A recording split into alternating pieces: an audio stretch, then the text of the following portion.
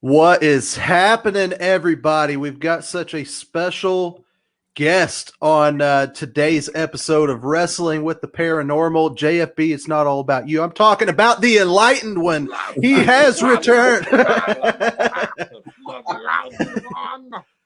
we're here to talk about Dybbuk boxes. We're here to talk about what is going on in the wonderful world of Away. Did you just have a Matt Riddle moment where you just forgot your line and okay, all right, but no, we are so happy to have James from Boston on the show today, rocking the Sox jersey, man. Your boys are on fire out there, man. They're killing it. Yeah. We got the Blue Jays and everything. So lots of good stuff to talk about. Not only are we going to talk about the Chris Chambers story from the Amazon movie about Dybbuk boxes, but other Dybbuk box topics. And James is here to share his own experience. So let's waste no further time other than to plug what you have going on, James. Tell us about everything going on in your life. We did a short film that I'm editing right now. It's about two method actors who do kids parties. We wrapped on a coming of age story a couple months ago, and it's in the middle of editing right now, which I am not doing, thank God, and let somebody else deal with that pain. Awesome, man. That's really what about exciting. Tomorrow, Jeffy? Oh, of course, tomorrow on just another effing wrestling podcast, we have Cody Jones from WAR Promotion in Ohio and Robert Gosling. Yeah, Robert Gosling. Yeah, Ross was short. He's a referee from Canada. Canada. So he'll be on tomorrow. That's awesome, guys. Can't wait to see and hear about everything else that you get into, especially with such a interesting and amazing career, man. So hats off to you on your latest successes, man. Thank you. I feel strange. I got both my co-hosts in the same place. And so not only that, but this is the core of new era wrestling right here, baby. Right, that's true. Both GMs, number one pick. Yeah, the 104 sitting right here with us. So, all right, let's. Tim is with us in the comments section. He says Red Sox are better. Yes, sir. No doubt about it. Your guys' Sox are on fire. Hope you're doing all right, Who's your Tim. baseball team, Austin? Huh? Who's your team? So I'm like one of 12 Arizona Diamondbacks fans. I was always a Cardinals guy growing up, and then when the D-backs came in, I was a huge Randy Johnson fan. Yeah, always a big fan of the big unit, man. And I've been following the D-backs ever since. I'll never forget that time we threw a pitch and exploded a bird. Oh my goodness, man! Like, that was unbelievable. And then my favorite, of course, is the big man. I just had a brain fart now, but the dude that about crapped himself in the batter's box and about fell down. But the name's escaping me now. But anyway, let's jump right into this thing. So JFB, you have an experience for us, and I cannot wait to hear this. I got quite a few. There's two that come to mind. So we actually I live in Nashville, Tennessee, with me, my wife, and my kid, who's actually in Chattanooga. And we have a ghost that lives in our house. Currently? Yeah, currently. He's very vocal. At all. What's that? It is Gladys. She's very vocal. She'll say hey or hello. Like audible. Yeah, you can. And I always hear her. The wife never heard her. And one day we're in the kitchen. She usually resides in the back of the house where the master bedroom is. That's where I hear her the most. But it turns out we were both in the kitchen, and I was looking through, mail, and she was trying to get breakfast started.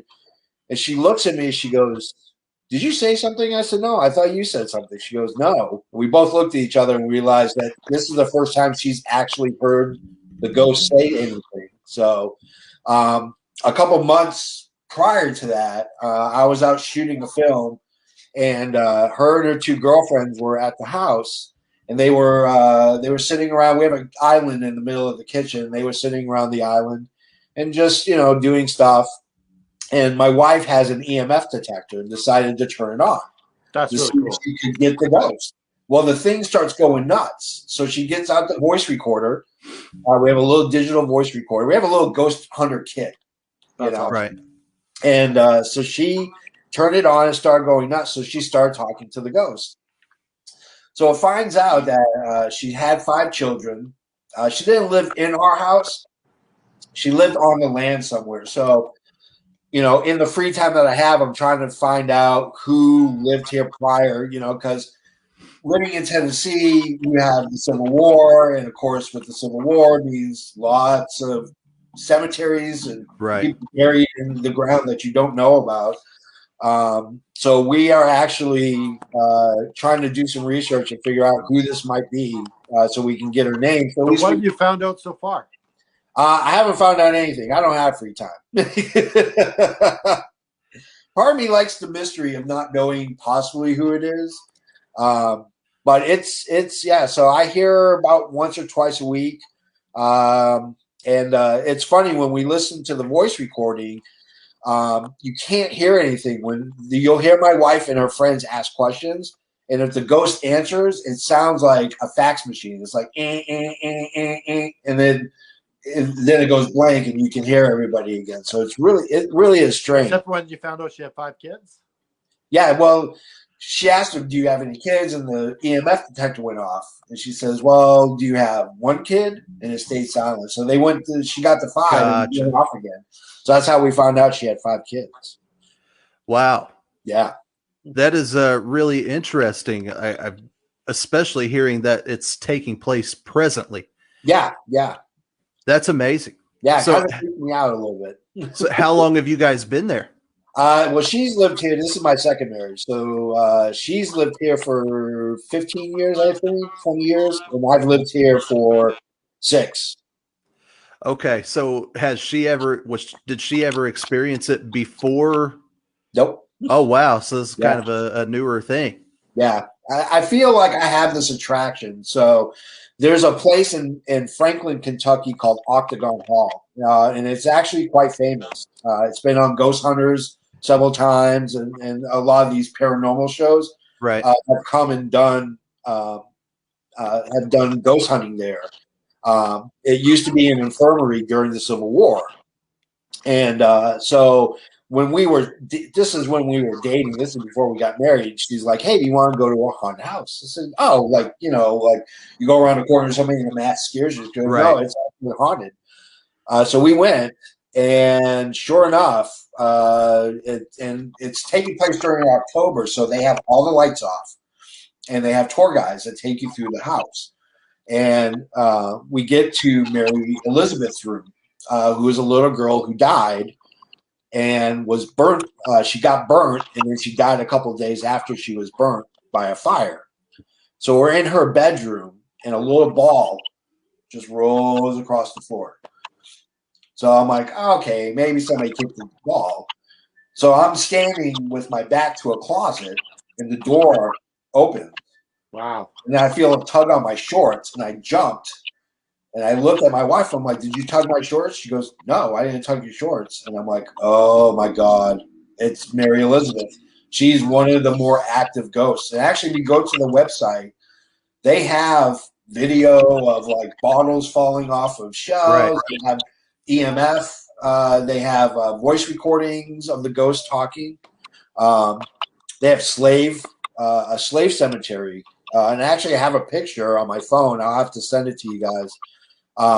You see an orb kind of swooping through as I take the photo. But yeah, it's extremely haunted. And we've been there about 4 or 5 times, and I usually get very cold or I get very sick. Like I get sick to my stomach. It's really upset. So was that your first ghost experience at that? that was I probably had one before, just not realizing it. But yeah, that's the first time where I could say, yeah, that's the first time I've ever really experienced a ghost. And one of the ghost hunters that was there was like, you might be a magnet for paranormal activity, which, it's kind of weird. My parents used to live in Franklin, Tennessee, which is also a big, huge battle in the Civil War. And they lived like 4 houses down. There was a graveyard. And one of the big name generals from the Civil War is buried there. And if you go into my parents' house, one of the guest bedrooms gets very cold all the time. Cold in the winter, cold in the summer. It's freezing cold in there. And every time I used to go there, I couldn't sleep, and I'd get upset. Like my stomach would be upset, and it was always cold, always cold. Wow. Yeah. Any other experiences there in the current home that you want to share? Not yet. Actually, it's funny. Last year or 2 years ago, we went to a bed and breakfast with a couple of her friends, and we did the ghost tour because it supposedly is haunted too. And there were a couple of instances where you just felt like something was there. Right. But this happened to my wife. It didn't happen to me. I'm a sound sleeper. Once I'm asleep, it takes the world to wake me up. Right. I'm laying down in the bed. I'm asleep. My wife is laying down, and she felt something tugging on the covers. So she wakes. She's a light sleeper, so she wakes up, and she turns over and she looks, and there's nothing there. And then she feels the mattress start getting compressed down, like someone is sitting there, and she like starts shaking me to wake up. And I'm like, what is it? She's like, oh my gosh, something just sat. So she's like, turn the light on. I turn the light on, and I couldn't see anything. And she's like, something literally sat down next to me. And, I was like, ooh. And when we told the ghost hunters, because it was an overnight stay, when we told the hunters, and they were like, oh yeah, that doesn't surprise us in the least. I was like, oh, like she was freaked out. We almost tried to find another room, because she was generally freaked out. That is amazing. Yeah. And I can speak from my own personal experience. I could say that I feel for your wife there. Yeah. That is such a creepy feeling, man. Whenever you can see it, you can feel it, and then there's just nothing. So, and that's kind of a good kind of transition here as we start our discussion on. Oh, wait a second. Yeah, go ahead. We forgot the wrestling ghost story of the week. Oh, yeah. Go ahead. So this week it is Dolph Ziggler. Okay. He is 4 years old, and he's in bed, and he kept on having nightmares of a demon living in his closet, and would break open the closet, and there'd be a demon there, and there'd be hellfire and everything. And so he told his parents that he kept having this nightmare. And so what they did was they gave him a baseball bat, and they put a crucifix on the closet door, and so he has a baseball bat while he's sleeping, and the crucifix was on the closet door, and so the dream stopped, the nightmare stopped, and he went on for a couple weeks, no nightmares at all, and then one night he had the nightmare again, and the demon was there, and he woke up and freaking out, and the closet door was open, the crucifix was on the floor, and the bat was gone. Wow. So, yeah, that's all you can say about that is wow. Holy crap. Huh. That's an interesting one. It's like really last creepy. week, it's a child that they're kind of terrorizing, which is interesting. Yeah, man, I really believe that the majority of time, kids are just more open to those type of things because they haven't been conditioned to think other things. Yeah. Kids really see for what it is. That and they're easy prey. Yeah. Yeah. They're weak, so wow. Where are you finding these stories, by the way? I've got to go in and research some of these because those are really interesting. My stories. Can't give it away on the air. All right, I respect that. This is my All right. segment. Gotcha. Yeah, this is my shining moment for the show. Okay, fair enough. We'll allow it, and we'll jump into the Chris Chambers story, that's kind of been going around the Amazon Prime streaming platform there.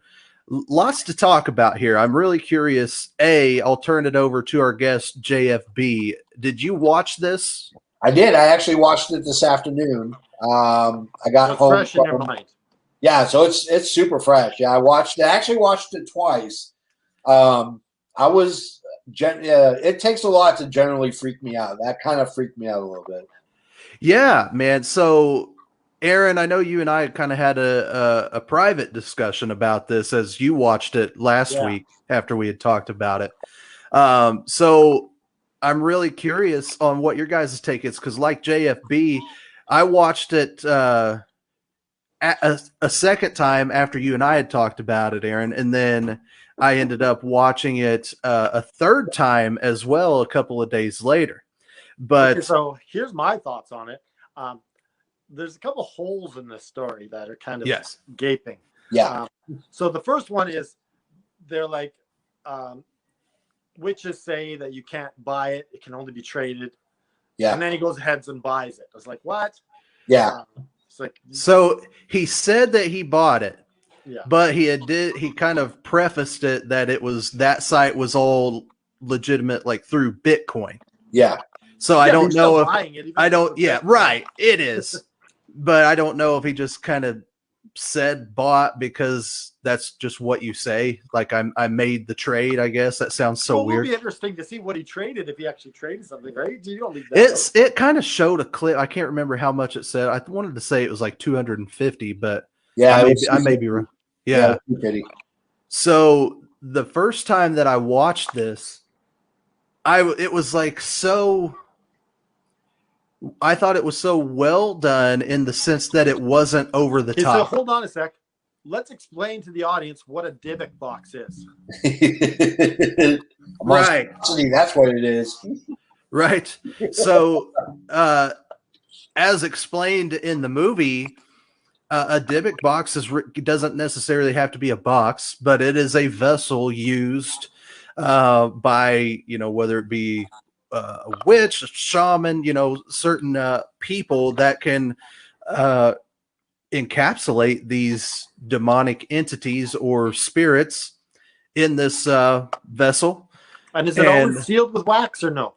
No, it's not always, but that seems to be a kind of a popular thing to do, is to drip wax over the seam just as an extra thing of, why would this wax be here? Maybe it shouldn't be open, type of a thing. Yeah. So that's what they're used for, to kind of essentially remove the negative entity from the realm in which we live and keep it safely away. So there was a challenge going around YouTube a few years ago where people were buying these Dybbuk boxes and opening them live. And I've seen some live videos of people doing it, and remember thinking how stupid. Yeah. And some of them were like, I can fully believe that stuff happened. And others were like, yeah, that's fake, very poorly executed. But there's some smoke to the fire there, in my opinion. And this is what this movie is about. It is portrayed as a true story. Yeah. And the first time I watched it, I was just thinking, like, I could believe it. Like, yes, there were certain little questions that I have. But I was genuinely scared through the whole thing. Yeah, because it's so subtle that it's like very believable. Yeah. So I'll turn it over to JFB for your thoughts on it. I mean, well, it's interesting. After I watched it, I did some research. So a Dybbuk is it's a Jewish demon. It's basically the spirit that exists between being alive and being completely dead, which made me remember I'm half Jewish. My father's Jewish, and reminded me of a story that I saw years ago from the Coen brothers called A Serious Man, where they deal in the very front end of it. They talk about the rabbi that's visiting this family as possibly being a Dybbuk. So it was interesting, because obviously, the note that's inside this box is Hebrew. It's Hasidic. So I thought that was really interesting. But man, it was so not over the top. It was Right. not what I was expecting at all. Very, very subtle movements, and not a lot of camera angles. The editing was horrible, but that's just the editor and me. Right. So let's talk about the holes in the story. What didn't you like?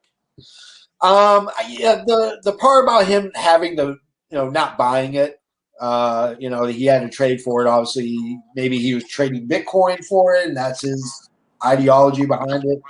But the other part that the girl, her story kind of didn't, She did some serious overacting there. Oh, it was horrible. It was horrible acting. But, when you get your friends acting, that's generally what you're going to get. Yeah, if you're not an actor, it's going to look horrible, So. But him, the Dybbuk knowing that story about her uncle kind of sad. That was a little fugazi for me.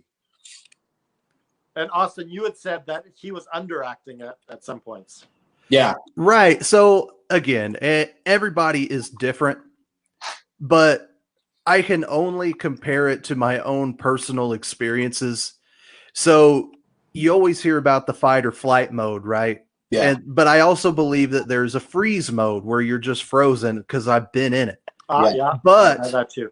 Right. So in certain instances, especially where he is recording his bathroom door opening and closing. Yeah. He just stood there and watched it and then walked right to it. Every time I saw that, and I've had that happen from episode 1, I grew up in an extremely haunted house. Yeah. Every time that I saw something move on its own that was not there, it freaked me out. Yeah. And there's no manual to read to say how you should react to certain things. Yeah. But instinctively, and I'm getting goosebumps just thinking about seeing that stuff again. Yeah. But when you see that, and by everything in you that is not supposed to be happening, you freak out. Yeah. So there were certain times throughout it where it's just like, how are you so cool about something should not be happening, especially after you just opened what's supposed to be and let a demon out of this box? Yeah. For me, the two things that stood out to me in this movie that were obviously fake was when he smashed the glass over his head. Yeah. Yeah. And there's no blood at all. Yeah. Not even a bruise.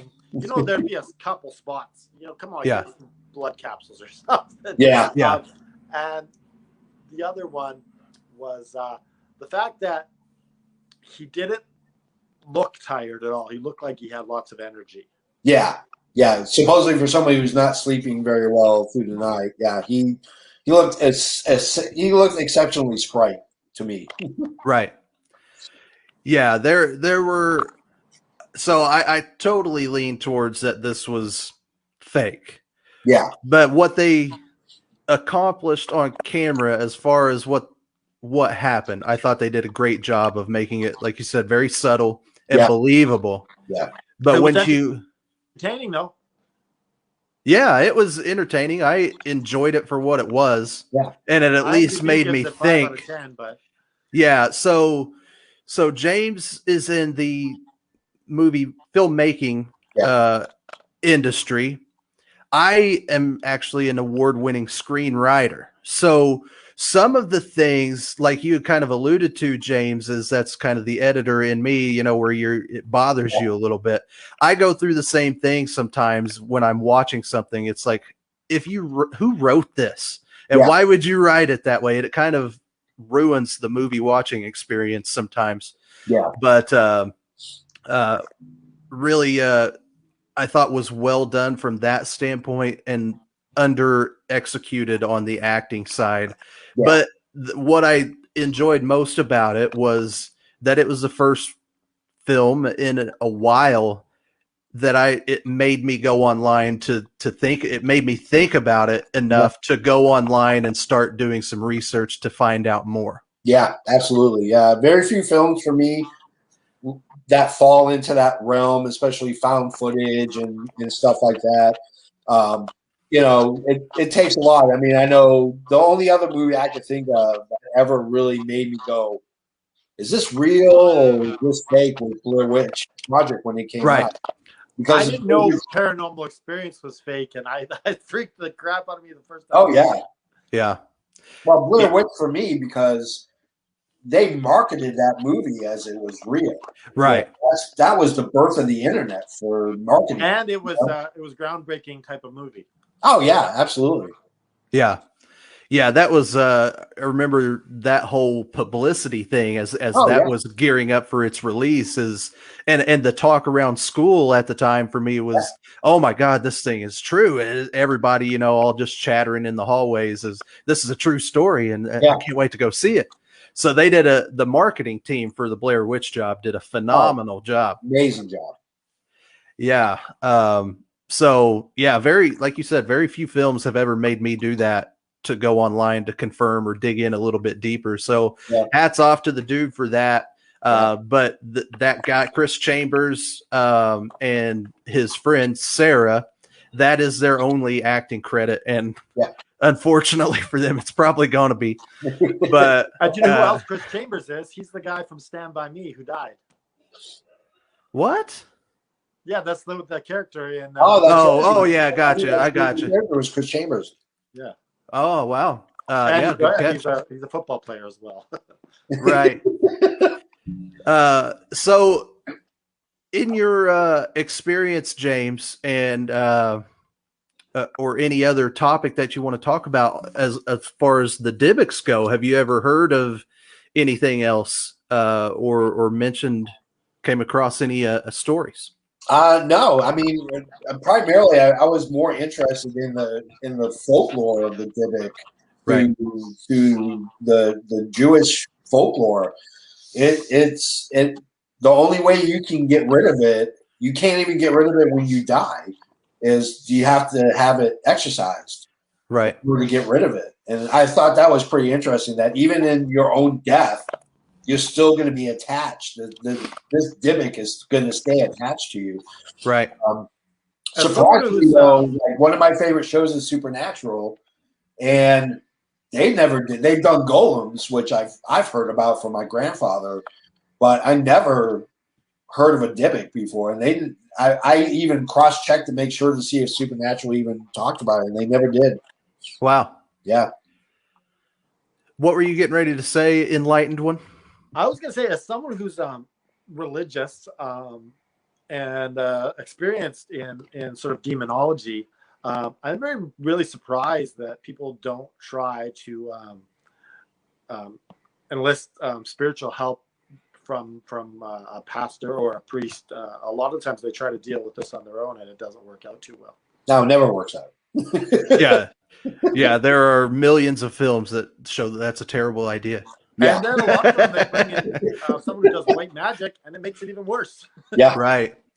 And that's a good talking point there. Why do you think that is? Do you think that it's, especially from your background, Aaron, where very religious, do you think just buy into kind of that everlasting war between good and evil, where you try to do something, bring in a pastor or a priest, and the evil in it just gets worse? Well, I think a lot of people, like, they don't have a connection to a church, and so the idea of going to a community you don't belong to is really scary. And so you're like, well, what do I do? And so rather than seek out help and reach out to this strange thing called the church, they reach out to anything that's there, like someone who does tarot cards or something like that. Right. And it's easier to pay somebody than to seek out a church organization, I think. Yeah. Right. I mean, Yeah. I grew up Catholic, and I know the Catholic Church. It has to be extenuating circumstances before the Catholic Church will ever intersect into a situation where it may be demonic possession.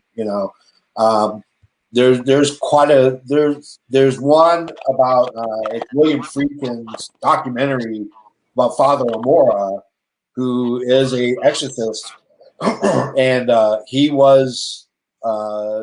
They talk about his life in the Catholic priest, which is a really good documentary. Yeah, it's fantastic. Yeah, but it shows you the kind of the red tape you have to go through in order to get the church involved with it. Well, if you want to get a church involved, go to the Pentecostal church because everything has a demon with them. Yeah, right. Yeah. So they'll pray anything out demon way. So, yeah. Yeah, I got to. Yeah, I have to agree, and I know we've kind of teased my ex-wife and I's experience in the home that we had before, but we kind of went that similar route. We didn't know what to do at the time. I really wasn't involved in church, and I had called this quote paranormal team at the urging of my wife. Yeah. At the urging of my wife, because she was freaking out, for them to come out, and they did an overnight thing, and it got so much worse. Yeah. From that point on, it really did. But so what ended up happening with that? Like, oh my God, we moved. Oh, you felt so bad you left. We left. Yeah, it was. I guess we could get into that another time. I guess it's up to you guys, but yeah, it was really bad. Very I don't blame you. Yeah, it was terrible. So a bit about me, I actually was so bold to put an ad on Craigslist to perform exorcisms. Well, I've heard some bad ideas, Aaron, but that might be the worst idea I've ever heard. How did this go? Hands down, that's got to be one of the worst things to do. Yeah, on Craigslist of all places. Well, I felt fairly confident, and I didn't get any calls, luckily. But I wasn't working at the time, and I thought, you know what? If I could go around and cleanse people's homes and get a small donation, I thought it would be a great idea. But, okay. No one called, so no harm, no foul. Right. Yeah. So, Aaron, we kind of I don't know if you want to leave this for another show, but as we're kind of on the topic, did you ever go watch The Exorcism of Emily Rose? No, I didn't. Oh my goodness. James, have you seen that one? I've seen it. Yes, I have. Okay. Do you want to spend some time talking about that, or do you want to leave that for another show? Aaron? I actually am curious because we all have Amazon Prime, right? Yeah. Yeah. So we talked about this on another show about the demon house in Indiana. Yeah. Yeah. So there's the documentary by Zach Baggins. I was just watching the clip on it on Amazon, and it actually says this documentary is cursed. Watch at your own peril. Right. Yeah. Very Zach Baggins of him. Yeah. But have you seen it? Yes. I have not. The documentary, the whole thing? Yes. Yeah, I haven't watched it yet, so maybe that's a good homework thing if James wants to come back. Oh yeah. Yeah. Are you good for next week or another time? No, we can do it next week. Yeah. Yeah, I would love to have James on here for just moving forward. All three of us. This has been fun. Well, yeah, as long as he's available. Yeah, absolutely. So since Aaron hasn't watched the Exorcism of Emily Rose, James, I'll turn it over to you to just kind of share your thoughts on it before we wrap it up. There are very few films that really bother me to the core. Right. The Exorcist, of course, being one of them. Right. In just even today. I mean, I know people who can only watch it once and never watch it again. I've watched it multiple That's why I've never watched it. Oh, yeah. It is one of the most maddening films, it makes you very uncomfortable quite often, especially with it being such a little girl going through this. But The Exorcism of Emily Rose, I left the theater, it was just it really got me. And I'm not super religious, and that's just going through Catholic schools and the rigmarole with the Catholic Church. But I felt like I had to go to church the next day. Like I had to go get communion because it was you went to church the next day? I went to church the next day. I went and got communion just because I couldn't even sleep at night. I had horrible dreams because of that movie. I did too. And that's the same thing for me. Is there are two movies that bother me very much to watch, and you touched on them both: The Exorcist and The Exorcism of Emily Rose. I have only ever watched The Exorcist, the original Exorcist, one time all the way through. But I have seen it bits and pieces through little stretches countless times.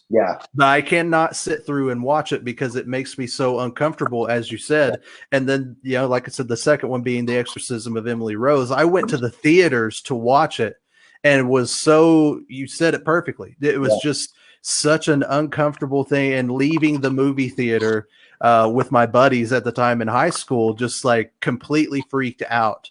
And I hadn't been to church in many, many years. And I did the exact same thing. I was so bothered by it that I went to church the next service that I could get into. It was very well done. It is such an interesting story. Aaron and I were talking about it on Facebook a few days ago, and I was kind of telling him, he was asking whether it was a true story. It is based on a true story. Hollywood has done, a couple different movies about it, but this one was very well done. A couple of big details were left out. The biggest one being that it took them a long time to get permission to do The Exorcist or The Exorcism. So, but once they did 67 exorcisms on this young girl. Real name was Annalise Michelle. Her grave in Ohio is still a very widely what's the word that I'm reaching for here is a very popular kind of gathering for spiritual people to acknowledge what she had went through. I mean, even the original Exorcist was based very loosely on a young kid, a young boy, St. Louis. In St. Louis. Part one was way scarier than the other ones. I'll agree with that. The third one actually is not that bad, just because it's Black. It was Blatley's book, where they kind of go further into the past about it. Which was the one where the old lady was crawling on the ceiling? Oh, I think that was the fourth one. That just made me laugh. But you watch the spider crawl, because I'm the sucker who will purchase, it's the 40th anniversary, gotta buy it. I'm like that with Halloween movies, with the Halloween franchise. If they put out something new, I'm gonna buy it. And same with The Exorcist. I bought, the director's cut, the extended cut. I got the 40th anniversary. Not so much to watch the movies, but just the special features, and just to listen to, listen to them talk about, making this movie, because the movie was cursed, supposedly. Right. That's an interesting topic. I'm glad you brought it up, because that was what I was getting ready to ask was, do you buy into this curse? Absolutely. Literally everybody except for Linda Blair had perished. Wait, who's getting cursed? The entire crew and cast of Emily Rose. No. The Exorcist, the original Exorcist. So, I mean, you watch even the special footage, like you said, and it's like people forget, especially in 2021 with the upgraded special effects, and everybody's been kind of predisposed to everything out there that Hollywood has regurgitated over the last 50 years. But when The Exorcist came out, man, people were leaving the theaters in hospitals or in ambulances, being taken out on gurneys because it was such a freaky thing. Yeah. People were passing out. It was a real spectacle. Yeah. So, I mean, that could be a full show in and of itself. Just talk about. There's a great documentary on Shudder that's cursed films. Yep. They talk about the movies that have been cursed, like Poltergeist and the Twilight Zone are the two that come to mind really quickly. Yeah. I'm really anxious to see what JFB thinks of the Demon House documentary, because when I was listening to the podcast with Jericho, I felt that I told you the last time is that I felt some crazy energy. Listening to that podcast. So I'm very cautious to when I watch that documentary to be watching it during the day. Yeah. There's stuff I won't watch at night. So there's stuff I have to watch during the day. Exorcist is one of them. Yeah. That was unfortunately for me, that was the first time that I watched it was at night, and maybe that's why. But yeah, anytime that it's on television now, it's typically during the day, and I'll watch maybe 10 or 15 minutes of it at a time. Yeah, But exactly. still, all these years later, big baby about it. I can't sit there and watch it. It bothers me. It really does. You grew up in a haunted house, so right. But I mean, even just like watching that, it's like, oh my God, it just, I get the chills thinking about it. Did you hear some of Austin's stories from the past podcast? Yeah, I have. Yeah. Like, that's crazy what he had. Oh, it's insane. Yeah. And, I told my mom that we were doing this show. She said she would love to come on here and share some of her experiences from that house would be too. Amazing to have your mom on here. Yeah. Anybody, I wish I'm still friends and connect with my neighbors that I grew up with around there. I'm sure they would come on and verify. Yes, that house was not where we wanted to be. Yeah, no. We have a woman named Jen Zaleski, I think she is, in Effin Wrestling, and she's a former indie women's wrestler, and she actually wants to come on the show as well to tell. Oh, that'd be awesome! Stories. Awesome. Yeah, we definitely need to make that happen. But I guess we can wrap this thing up now. And what do we want to talk about next week, guys? I'd love to talk about the Demon House documentary. Yeah, okay. I'll watch that. Okay. All right. I'll go back and rewatch it as well and brace myself for the Zach Bagan experience. And make sure that you guys watch it during the day. I take that curse seriously. All right, guys. Thanks for joining us. We'll be glad to welcome JFB back next week for another great conversation. We'll have on our podcast as well. Yeah. And I'm always down for that. Yeah, absolutely, man. Are you available next week in the morning? Yeah. I always do my podcast in the mornings at like 6, but I'm free from 7 to 2 p.m. Yeah. Yeah, so maybe we can have him on next week. When we talk about the biggest fails? Yeah. The biggest fails. Okay. Yeah. Biggest fails. All right. I will I'll do my homework on that. All right. I already got my list. Sorry. Yeah. Go. Yeah. All right, guys. James, thanks for joining us. Can't wait to have you back next week. We'll see everybody next Saturday, 8 p.m. Awesome. Wrestling with the Paranormal.